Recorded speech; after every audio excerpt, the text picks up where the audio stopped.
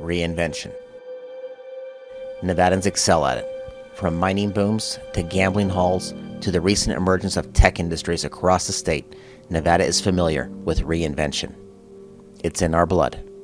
Few organizations embody that pursuit of innovation more than the Nevada Air National Guard. The Nevada Air Guard started as a fighter squadron 70 years ago. Nevada Airmen served honorably in the Korean War and reorganized at a new home at the Reno airport. Nevada Airmen revitalized the organization again in the 1960s as a reconnaissance unit. Its airmen won numerous aerial photo competitions. They went to war again in the Persian Gulf, among the first U.S. aircraft flying over Iraq. In the 1990s, Nevada retooled itself again as a C-130 unit. It went to war again with yet a new aircraft. Nevada Airmen refreshed their reconnaissance mission with the 152nd Intelligence Squadron in Reno and the 232nd Operations Squadron at Creech Air Force Base in southern Nevada. And they've modernized the organization again with new missions, including aerial firefighting here in the United States, assisting federal firefighters around the nation. And if there's one thing Nevadans do well, it's reinvention. And if there's one organization that stands out in Nevada, one organization that embodies that pursuit of constant reinvention, it's the Nevada Air National Guard. But don't take our word for it. Just look at our resume, a 70-year history of integrity first, service before self, and excellence in all we do.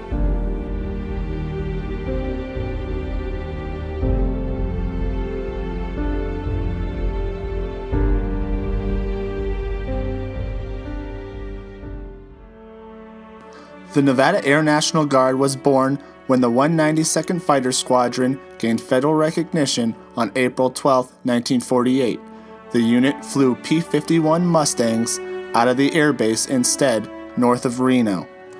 Shortly after, in 1951, the unit activated for the Korean War. One of the unit's airmen, First Lieutenant Frank Salazar, flew multiple missions over North Korea. On December 31, 1952, Salazar's P-51 was shot down during a reconnaissance mission. Initially listed as missing in action, the U.S. Air Force recognized Salazar as deceased in 1954. A decorated war hero, Salazar remains today the only combat fatality in Nevada Air Guard history. Salazar and other Nevada airmen who had served in Korea had entered federal service. After the war, Strategic Air Command took control of the Stead Air Base, and the Nevada Air Guard was left without a home. Eventually, the Nevada Air Guard entered several lease agreements with the city of Reno, which included Hubbard Field in southeast Reno, today home of the Nevada Air National Guard and the Reno-Tahoe International Airport. The National Guard Bureau spent more than $2 million on airfield improvements at the airport in Reno, including a 2,000-foot runway extension. Those agreements were enhanced in 1955, extending the lease to the year 2054. Its move to its new base in Reno also brought new aircraft.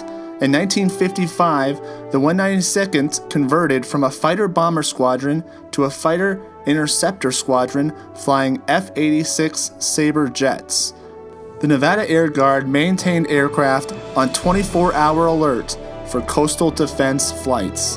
In 1961, the unit completed a major mission conversion from fighter bombers to aerial reconnaissance with the RB-57 Canberra. Success followed shortly thereafter. In 1963, General Curtis LeMay, seen here, presented the unit with the Air Force Association's Earl T. Ricks Memorial Trophy for outstanding professionalism. It was the first of many reconnaissance awards the Nevada Air Guard would win, and it was instrumental in the unit earning its first Air Force Outstanding Unit Award that year. In 1965, the 152nd Tactical Reconnaissance Group converted to RF-101 Voodoo aircraft, the unit's first supersonic jet. The 101 could reach speeds in excess of 1,200 miles per hour. The aircraft was outfitted with aerial cameras used for photographing assigned targets in support of the Tactical Air Command mission. In 1968, during the height of the Cold War, increased tensions in Korea led to another federal activation for the Nevada Air Guard. all elements of the Nevada Air National Guard were called into active duty service during the Pueblo Crisis after North Korea seized a U.S. Navy ship off its shores. More than 600 Nevada Air Guardsmen were activated on one-day notice for service in South Korea and various places around the U.S. No direct military action was taken between North Korea and the U.S., but the incident rocked the Nevada Air Guard as many left the organization following the year-and-a-half-long deployment to South Korea. The Nevada Air Guard rebounded in the post-Vietnam War era with a new jet, the F-4 Phantom. The Reno unit gained national recognition at the annual photo finish competition in 1978, winning Best Overall Aerial Reconnaissance Unit among 7 Air National Guard and 2 active duty units. In 1980, Airman Magazine declared the High Rollers of Reno the best aerial reconnaissance unit in the U.S. Air Force. The nickname stuck, and as early as 1981, photos show Reno F-4 aircraft emblazoned with High Rollers on the tail flash. The High Rollers went on to win Reconnaissance Air Meet Championships in 1986 and 1990. In December of 1990, the High Rollers put their training in aerial competitions to the test. About 150 Nevada Air Guardsmen were activated during Operation Desert Storm. The unit deployed to the Persian Gulf and was among the first to fly reconnaissance missions over Iraq. The unit's airmen dodged anti-aircraft artillery and obtained photos of burning wellheads that had dumped oil into the Persian Gulf. They also spotted strategic targets and conducted bomb damage assessments. 13 airmen of the unit received the Distinguished Flying Cross. The 152nd Reconnaissance Group completed 265 sorties and 662 flight hours during the war. Upon its return from war, the unit faced uncertainty about its future. McDonnell Douglas had already ended production of the F-4 in 1985, and new technology and unmanned aircraft for tactical reconnaissance had emerged. It became inevitable that the 152nd Reconnaissance Group would need a new mission to save the Nevada Air National Guard.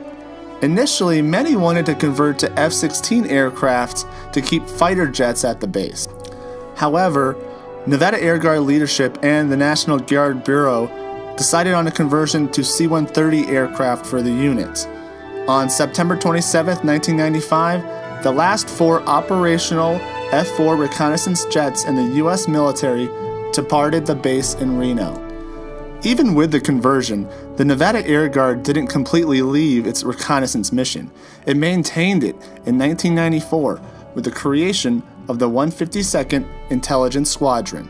The new Intelligence Squadron inherited the unit's reconnaissance legacy through various missions in the 1990s, including Pacer Coin, a reconnaissance mission with C-130 aircraft that activated to Bosnia in 1997.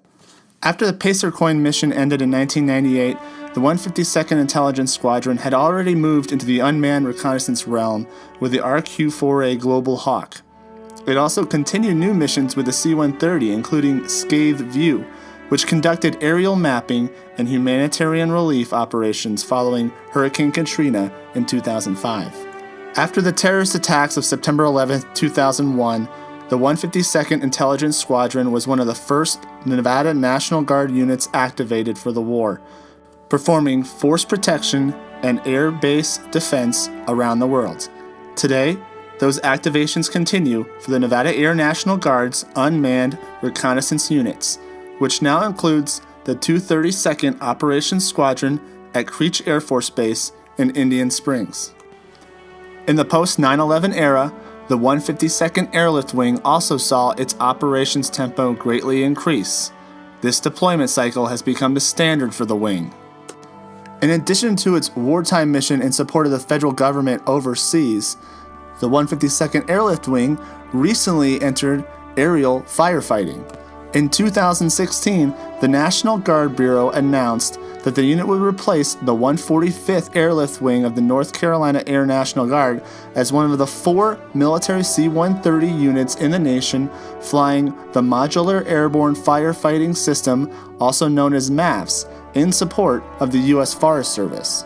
The U.S. Forest Service's large MAFS equipment that rolls onto the back of a C-130 aircraft can drop up to 3,000 gallons of water or fire retardant in 6 seconds through a nozzle on the rear left side of the plane. New missions such as MAFS display how far the 152nd Airlift Wing has come since its conversion in 1995 and its potential demise in 2005 during its last listing for the Base Realignment and Closure Act. Back then, the 152nd Airlift Wing fought for survival. Today, it is a thriving unit.